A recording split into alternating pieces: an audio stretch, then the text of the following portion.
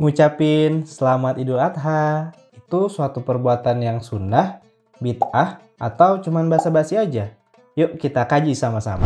Seringkali kita dibuat ragu oleh sekelompok orang tentang hukum dari mengucapkan tahniyah atau selamat dalam berbagai perayaan Islami. Ya contohnya seperti Lebaran kali ini.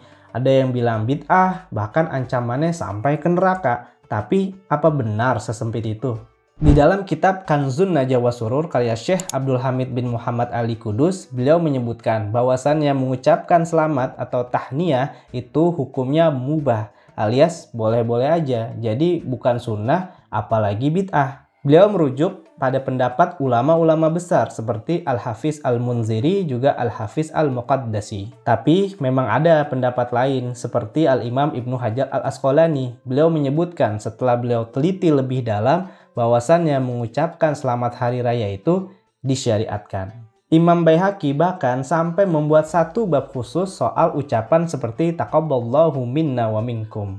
Imam Ibnu Hajar ketika beliau mengomentari bab tersebut, beliau mengucapkan bahwasannya praktik tahniyah atau mengucapkan selamat karena kita mendapatkan suatu nikmat atau karena kita terhindar dari berbagai musibah itu dapat didasarkan pada dalil kesunahan dari sujud syukur, yaitu suatu sujud yang kita lakukan ketika kita mendapatkan suatu kabar yang gembira. Yang kedua, adanya dalil hadis sahih riwayat Imam Bukhari dan Imam Muslim tentang suatu pertaubatan dari sahabat Nabi yaitu Sayyidina Ka'ab bin Malik radhiyallahu ta'ala anhu ketika beliau menyesali tidak bisa mengikuti suatu peperangan yaitu perang Tabuk. Setelah penantian yang cukup lama atas taubatnya tersebut, akhirnya ia mendapatkan kabar gembira atas diterimanya taubatnya tersebut, di mana kabar itu disampaikan oleh salah satu sahabat Nabi yaitu Sayyidina Hamzah bin Umar al-Aslami. Singkat cerita, beliau bergegas mendatangi Nabi Shallallahu Alaihi Wasallam dan sesampainya di tempat Nabi Shallallahu Alaihi Wasallam ternyata di sana sudah banyak sahabat-sahabat Nabi yang menanti kehadiran beliau.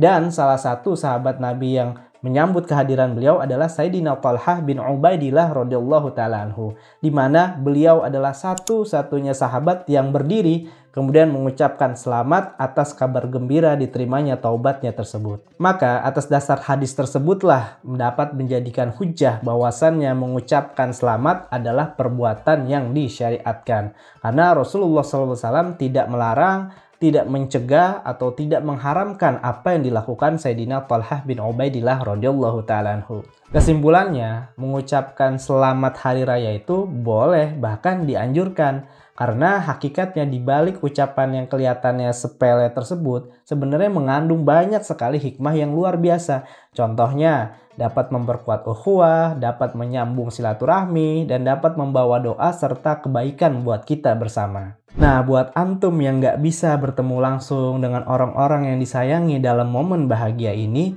Syekh Abdul Hamid sudah membuatkan syair yang bisa antum tulis dan kirimkan kepada orang-orang tercinta sebagai gantinya. Berikut redaksinya.